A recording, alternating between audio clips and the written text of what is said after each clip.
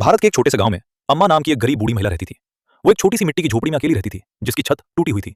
उसके पास खाने के लिए बहुत कम सामान था और उसकी देखभाल करने के लिए परिवार में कोई नहीं था। उसका एकमात्र साथी शेरू नाम का एक वफादार भूरा कुत्ता था। शेरू अम्मा से बहुत प्यार करता था और दिन रात उनके साथ रहता था। हर सुबह अम्मा सूखी लकड़ियां इकट्ठा करने के लिए पास के जंगल में जाती थी और उन्हें गांव के बाजार में बेचती थी। शेरू हमेशा उनके पीछे पीछे चलता और अपने मुंह में लकड़ियों का एक छोटा सा गट्ठर दबाकर ले जाता। भले ही वे गरीब थे, लेकिन वे खुश थे क्योंकि वे एक दूसरे के साथ थे। एक ठंडी शाम अम्मा बहुत बीमार हो गई। वो इतनी कमजोर हो गई थी कि बिस्तर से उठ भी नहीं पा रही थी। झोपड़ी में खाना भी खत्म हो गया था और उनके पास कोई दवा नहीं थी।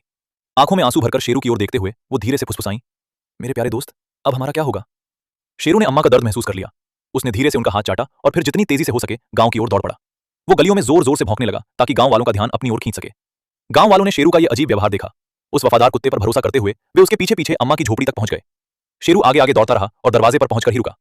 जब गांव वालों ने अम्मा को कमजोर और भूखा लेटा हुआ देखा तो उनका दिल भर आया। कुछ लोग चावल और आटा लाए तो कुछ दवाइयां और गर्म कंबल लेकर आए। कई दिनों की देखभाल के बाद अम्मा की सेहत में सुधार हुआ और उनकी ताकत वापस आ गई। वो एक बार फिर शेरू के साथ अपनी झोपड़ी के बाहर बैठी और सुनहरी धूप में मुस्कुराने लगी। अम्मा ने शेरू को कसकर गले लगाया और कहा, तुम सिर्फ मेरे कुत्ते नहीं हो, तुम मेरे बेटे हो। तुमने मेरी जान बचाई है। उस दिन के बाद से गांव वालों ने अम्मा और शेरू का ख्याल रखना शुरू कर दिया। अब वे कभी अकेला महसूस नहीं करते थे।